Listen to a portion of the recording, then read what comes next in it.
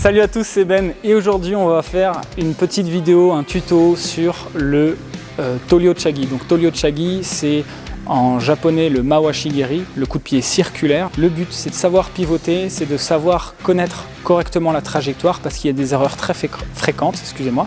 On va voir tout ça tout de suite.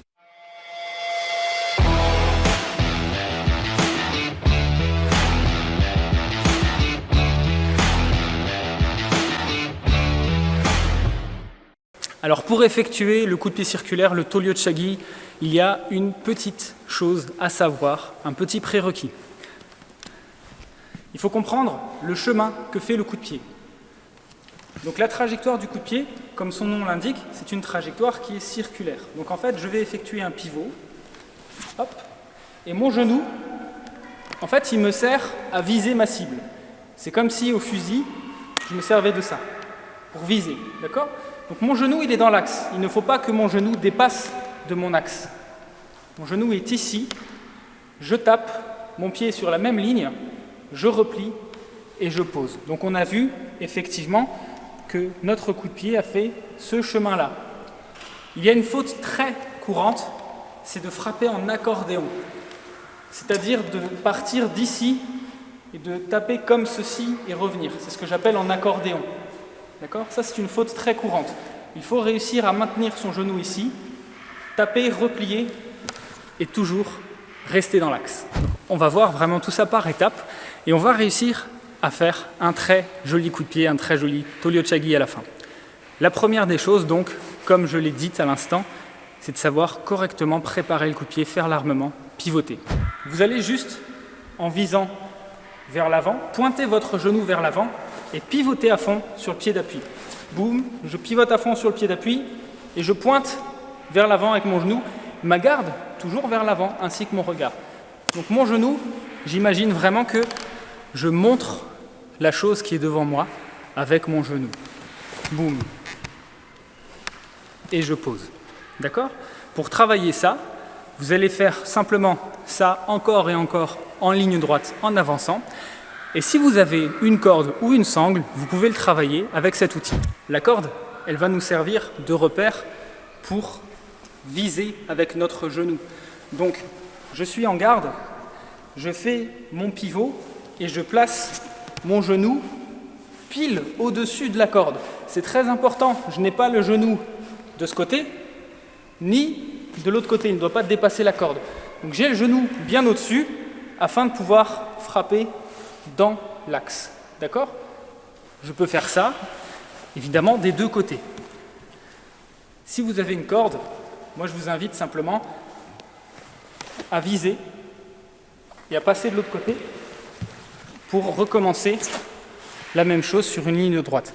J'en profite pour remercier Philippe Montosi, encore une fois, qui m'a fait découvrir ce travail à la corde, qui est un outil qui est vraiment formidable. Si vous souhaitez découvrir ce type de travail de manière bien plus poussée, de manière bien plus intéressante, invitez Philippe Montosi en stage, vous ne serez vraiment pas déçus. Une fois que l'on a compris l'armement, le fait de monter le genou, le fait de pivoter sur son pied d'appui, il nous reste une seule chose à faire, non, deux, tendre la jambe et replier la jambe.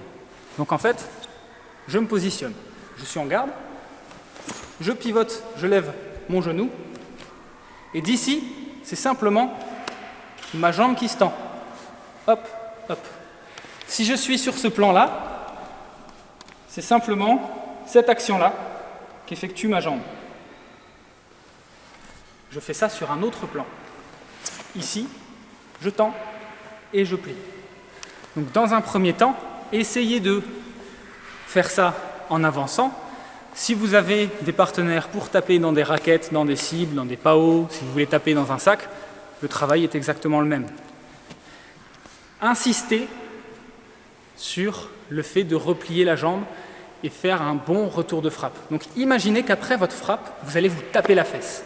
Donc j'arme, je frappe et j'imagine que je me tape la fesse. Boum! Et après je pose. Pourquoi est-ce que je fais ça ? Parce que je ne veux pas que ma jambe tombe. Je ne veux pas voir ça. D'accord ?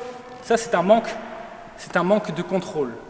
Et je ne dois pas perdre le contrôle. Donc, je tape, boum, je replie et j'avance. C'est très important. j'ai appris ça, encore un placement. J'ai beaucoup travaillé ça avec Nuno Damaso, qui est à Bâle et que je remercie vivement parce que j'ai vraiment énormément appris sur ce point-là. Merci Nuno. On peut améliorer ça. Encore une fois, à la corde, je peux travailler pour toujours rester dans l'axe. Je pivote, je lève le genou pile au-dessus de la corde, je tends la jambe, plie la jambe, et ensuite je passe de l'autre côté pour venir travailler mon autre jambe. Genou au-dessus de la corde, pied au-dessus de la corde, et genou au-dessus de la corde. N'oubliez pas l'étape de replier, ça va changer vraiment votre coup de pied. Si vous êtes plus souple, si vous êtes à l'aise, vous pouvez tout à fait taper plus haut, à condition de maintenir votre alignement genou et pied au-dessus de la corde. D'accord ? Une dernière chose, si vous voulez un petit peu plus vous mettre en danger, vous pouvez encore travailler avec un obstacle. Ici, la corde, ça peut être une chaise, ça peut être une table, ça peut être une barre de dips. Ne faites pas ça avec votre enfant ou votre frère ou votre sœur, s'il vous plaît, parce que c'est dangereux. Ou alors, si vous avez des comptes à régler éventuellement.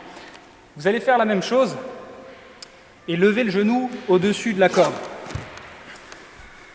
Ici, on va tendre. Donc mon pied est bien de l'autre côté de la corde, replier et reposer. Donc quand je frappe, boum, si je laisse tomber ma jambe, eh ben je casse tout. Je tombe sur ma chaise, je tombe sur mon petit frère et on n'a pas envie de faire ça. Donc je suis obligé de replier la jambe pour éviter que ça m'arrive. Hop, hop, je replie et je pose. Et même si je perds un petit peu ma stabilité, j'essaye de garder un contrôle, j'essaye de me restabiliser tout de suite. D'accord ? Un petit conseil pour vous aider à maintenir la garde parce qu'il y a une erreur très fréquente, on écarte les bras. Alors pour essayer d'éviter d'écarter les bras, alors pourquoi c'est une erreur ? Vous avez certainement déjà vu des jolies photos avec les bras écartés, tout ça, ça c'est les gens qui maîtrisent. Mais quand on démarre, moi je vous conseille de garder les bras proches de vous. Pourquoi garder les bras proches de vous ? Parce qu'un bras, ça pèse du poids. Si j'envoie un bras à droite, un bras à gauche, je vais me déséquilibrer constamment. Donc quand je tape, j'essaye de ne pas gesticuler dans tous les sens, histoire de maintenir une stabilité correcte. Donc je reste en garde, boum, et je frappe. Notamment si vous faites de la compétition en Poomsé, je sais que c'est demandé. Si j'ai tort, dites-le en commentaire. Donc je garde la bouteille, d'accord ?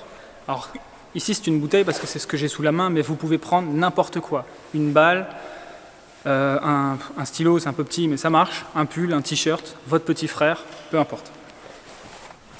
Vous tenez ça, et quand vous tapez, vous le gardez contre vous, vers l'avant, dans l'axe.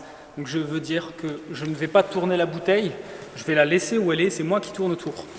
Boum. D'accord ? Et je peux avancer et garder la bouteille ici. D'accord ?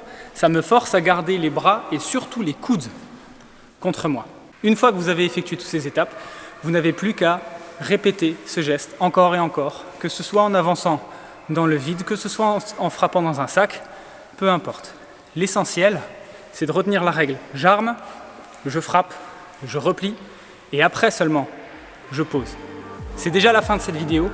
Merci beaucoup de l'avoir regardé. Si ça vous a plu, je vous invite à liker, à commenter, à partager, à vous abonner si ce n'est pas déjà fait, ce qui serait inacceptable. Je vous invite également à me soutenir sur Tipeee si vous souhaitez m'accompagner dans ce projet de développer les arts martiaux. Je vous dis à très vite pour une nouvelle vidéo. Ciao!